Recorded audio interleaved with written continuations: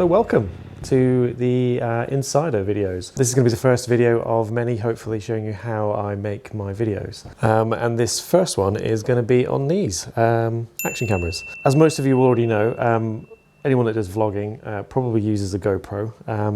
There are other options available. GoPro tends to be the most popular, and it's also the ones that I use. So that'll be what I'm talking about. This video, the first one, is going to be basically on the settings that I use. So if you want to copy those and use them in your own vlogs and videos, that's what this video is all about. So basically, all the GoPros are good from the Hero 7 upwards. On my bike, I use 2 7s and 1 8. And that's because the 7s when the Hypersmooth got really good. So the GoPro 6 and below, the image stabilization isn't that great. 7 and above, it's great. It's really, really good. So you can comfortably use those on your motorbike and get some nice stable footage without it shaky cam too much. The 7s are a really good bargain because they're quite cheap. And in my experience, that they're actually perfectly fine. They're no more unreliable than any other GoPro out there. I would, for my money, definitely buy the 7s if you don't intend on speaking into it. If you're going to do that, an 8 or above would be better, because then you get the media mod with it, which you can plug a mic directly into it.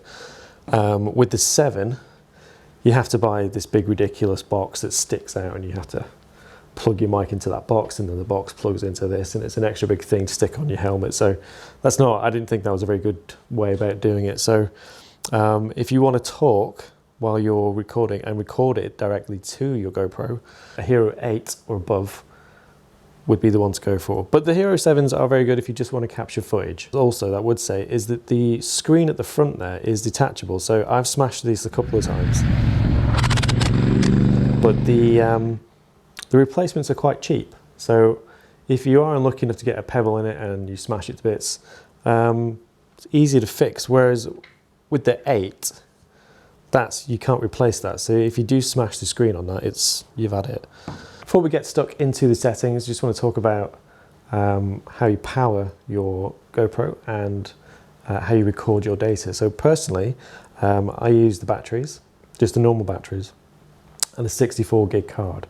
Those are important because if you have it set as some other motovloggers do, where you have an external battery powering your GoPro all day, and you put a gigantic SD card in, which is great. It's no fuss at all. You know, you can get on your bike and off you go, and you can record the entire day.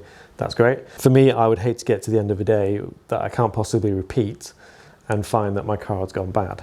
This way, if you use the normal batteries, you might get half an hour to 40 minutes out of it, and it will force you to stop and check your GoPro, which is actually more valuable than you might think, because flies get stuck on the lens. These things freeze all the time, so why? At worst, you're going to lose 40 minutes of footage if something's gone bad with the camera. If you just sort of stick it on your face, press record, and forget it for the rest of the day, that could be a whole day gone that you just missed. Okay, so let's jump into the settings. So we're going to turn the GoPro on. Let's hope it doesn't crap out. Okay, so first things first, before any ride, what I do is always format your SD card inside your GoPro. So how you do that, you're going to have your main screen, swipe down from the top, and you go to Preferences, which brings up that screen, and then you want to scroll all the way to the bottom where it says Reset. Press Reset, and then the first option is Format SD card. So press that. You'll get the white screen. Do you want to format it? So press Format. And then that's going to format your card. And then that means just your SD card, it's clean, it's ready to go, and it's properly formatted. So some people format them inside their Mac or their laptop or whatever, but really you want to do it this way. It's the safest way to make sure that your card actually records properly. This is going to be a quick run through of how I have my camera set up. These details on the bottom, we want to click on here, and the main section is going to be this res and frames per second. How I have mine set up, I have it set at 4K and 25 frames per second, and then the the aspect ratio, which is the sort of width and height of your image, is going to have to be 16 by 9 if you want the hyper smooth stabilization, which you absolutely do want on a motorbike. Your field of view, have that on super wide, or super view rather. It's going to give you the maximum amount of width from left to right, which again on a motorbike you pretty much need. With those two settings selected, the low light option is off, but that doesn't matter, you don't want that on anyway. Stabilization, just set that as auto. Protune, I think as standard, is normally set to off, but this is the option that lets you edit the rest of these settings, which are kind of similar to what you get on a normal camera. So you want to have that on. So your shutter speed, again, there's some of the motovloggers that will talk about how you want to set this manually because it gives you the best options, blah, blah, blah. And you know what, if you know cameras inside and out, that's fine, do that. Personally, I find it a bit easier just to set it on auto. Your EV comp, that's basically the brightness or the darkness of what you want to capture. So you, not just for GoPros, but you want to, it's a good rule for all photography to slightly underexpose, because you can, it's easier to get back details from a picture that's slightly too dark over a picture that's far too bright. So you always want to have it slightly under. So minus 0.5 or minus 1 is perfect. White balance, set that to auto. Again, there's other motovloggers that will tell you to set this to a certain temperature, but basically when you click into that, it's going to give you a number with a K, and that is the Kelvin rating. So that's basically the temperature of the scene. And the higher the number, the warmer it gets. So it goes from blue to like a reddy sort of color. Typically, most people within photography would say that sort of daylight is somewhere around 5,000 Kelvin. That's natural. And if you're going to shoot at night, maybe go for like 32 because it's blue and it gives you a nice sort of darkness to the blacks. I personally wouldn't mess with that too much, because if you have it on the wrong setting, it's quite hard to color correct it later on. And the GoPros do a pretty good job. So I'd leave that well alone, despite what other motovloggers tell you. Just leave that on auto. Your ISO is basically, it's the sensitivity of your sensor to light. So if you the lowest value you can have, usually on cameras, including the GoPro, is going to be like 100, and that's basically where your camera is. It's the least sensitive to light. It's the least amount of work it has to do to capture light. So on a very bright day, you want your image sensor to be taking very small amounts of light in, because otherwise you'll overexpose the picture. So have that set to 100. That's all you need. It's perfect. The camera will know when to use that. And there's really no reason to have that set at any other value.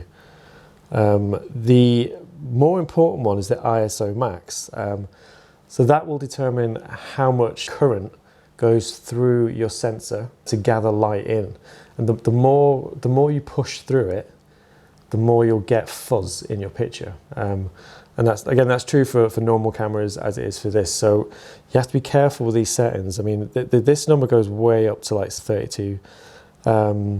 You really don't want it that high. You don't really even want 1600 on the GoPro, because it's such a small sensor.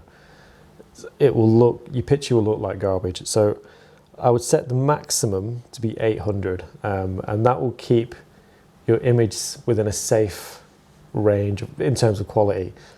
Sharpness, you can set it to medium. If you're doing a lot of your own color grading, you might want to set that to low. But I imagine if you're at that point where you're doing color grading, you're probably not watching my tutorial anyway. Don't set it to high, because that'll look rubbish.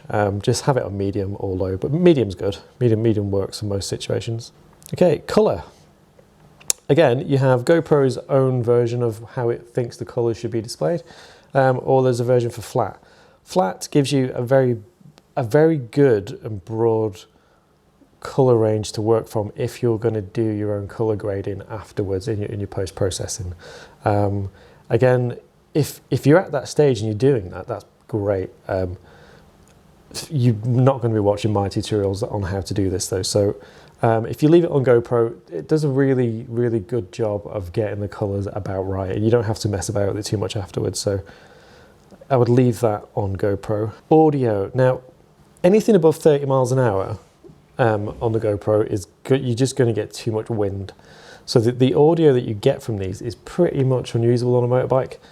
So I have the raw audio turned off just because it's an extra data file, and you just don't need it. Having it set any higher doesn't make any difference to the audio quality, in my opinion. Again, with the mics option, you have one for wind and stereo. If you have it on the wind setting, it applies a whole bunch of processing to the actual audio, and again, it just makes it sound utter garbage. So just for the sake of saving a tiny amount of data, just have it on stereo, because the audio you're going to get out of this won't be brilliant anyway. So just, you may as well save a little bit of data. I'll write those down in the description below, but I would stick to those settings, and you can't really go far wrong. So that's it for my GoPro settings video. If you've got any questions, put them in the comments below, and I'll make sure to answer it.